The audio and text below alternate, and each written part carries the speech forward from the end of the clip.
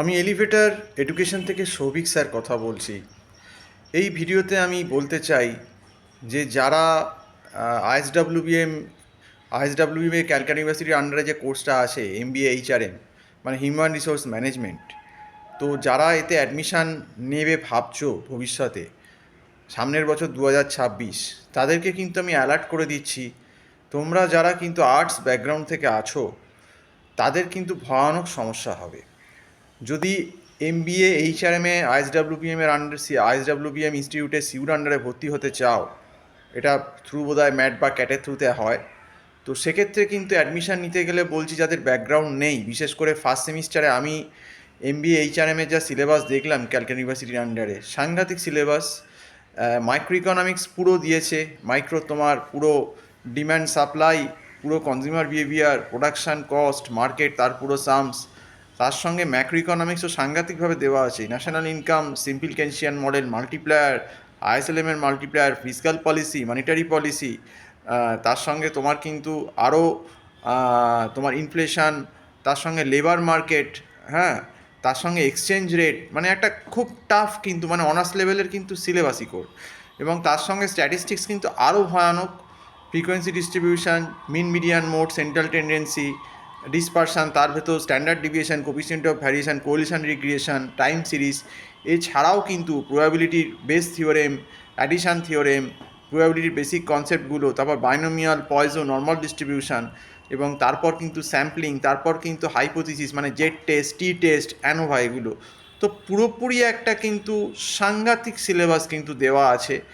যারা তোমরা MBA HRM সিউতে পড়তে আসছো ক্যালকাটা ইউনিভার্সিটির আন্ডারে, বিশেষ এই কোর্সটা আইএসডব্লিউএমে হয়, তো সেক্ষেত্রে কিন্তু আমি বলছি বি ভেরি কেয়ারফুল। এই কোর্স কিন্তু সেমিস্টারে মাত্র 4 মাস সময় থাকে, 4 মাসও থাকে না। কাজেই এই সিলেবাস 4 মাসে হওয়ার মতো নয়, এবং ফার্স্ট সেমিস্টারে কিন্তু অ্যাকাউন্টসও এর সঙ্গে দিয়েছে, তার মানে সিলেবাসের লোডটা বোঝো।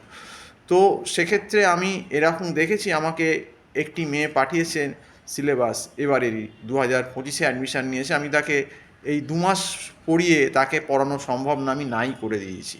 কারণ এই যা সিলেবাস, যারা এইচআরএমে অ্যাডমিশান নেব ভাবছো, আমি কিন্তু তাদেরকে বলছি এই সিলেবাস মিনিমাম 7-8 মাস আগে থেকে পড়তে হবে। বিশেষ করে যাদের ব্যাকগ্রাউন্ড নেই, আর্টস থেকে আসছো বা অনেকে সায়েন্স থেকেও হয়তো আসছো, কমার্স থেকে, কিন্তু হয়তো এই লেভেলের ইকোনমিক স্ট্যাট কিন্তু তোমরা জানো না, একদমই জানো না তোমরা, এবং সায়েন্স থেকেও অনেকে কিন্তু ইকোনমিক স্ট্যাট ওই লেভেলের জানে না, অ্যাকাউন্টস।